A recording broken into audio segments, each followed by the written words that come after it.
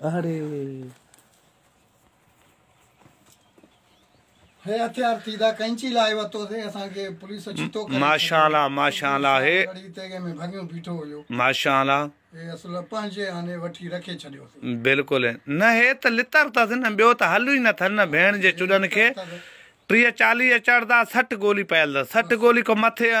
नफरी त न चढ़दी अन्या 7-8 पटा पया है 50 हे छा पया ने इन में गंड में ये बोट गोली तदे गंड भरियला है असल हाने गड़ी अची जमा थे न सकरा वाले बंद थे जी तो ही गाटे दींदा इंशाल्लाह ताला मुबारक अचनी वन जी भेण के जहां कश्मीर को वटी शिकारपुर ताई माना लाइन साफ हुंजे से नहीं तो सही ना बस ना इंशाल्लाह ताला सही कम जीरो त असा बिनी गाल में खुश रहंदा से यार भाई रहो इंशाल्लाह ताला टॉप पारो को भी टकरे बूथ खरियल हुंजे से इंशाल्लाह ताला अल्लाह खैर कंदो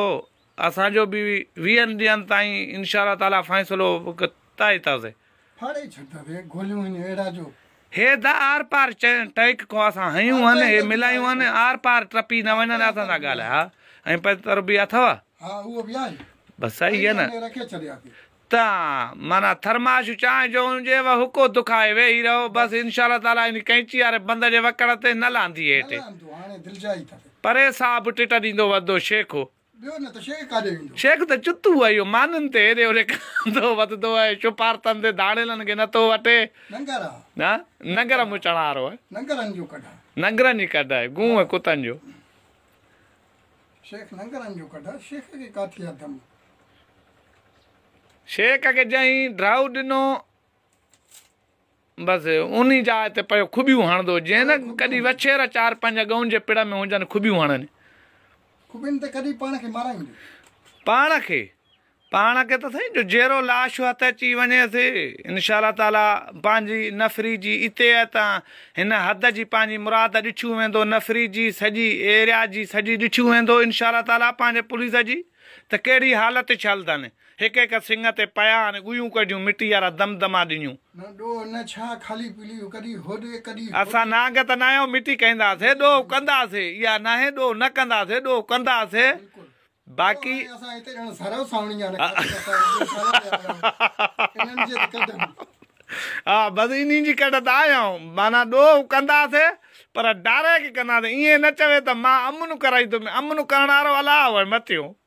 खुदा जे हथ में हिन चुतू जे हथ में जरूर बेगैरत अची को न मरे उन लुडांगी न दींदो सुअर का जाए जो ये हथियार ये जमा कयासी इंशाल्लाह ताला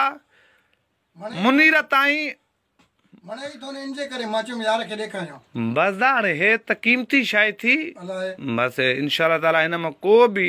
फायदो न वठी वेंदो खोट में वेंदो घट जो थे विड़े घर ते विड़ो से गड़ी यारे लाड़े ते गड़ी यारे लाड़े को निकरे विड़ो से करमपुर में जे उस्ताद नहीं दो बिरेज ताई हां बियो पठान मारियो से को भी कौम जो पठान गाड़ी जो हथ चेवा गाड़ी जो गाजू पठान मारियो त हिन ते असर पवंदो जोर पवंदो रोड बेला कुचींदो को भी मुहाणो अचे शेख अचे से को भी गरीब बचे साजो अचे से बंदूक डज छी वने से हाय तोबा गोलियों था पटा वडा पयल था है हाने सामान घणो ये पर पे तरह के नव गोला है अरे हिन भड़वे का वी आई घणियो आने सटे रखदा दे इंशाल्लाह ताला अल्लाह खैर कंदो वादा बस दुआ करे छड़ इंशाल्लाह।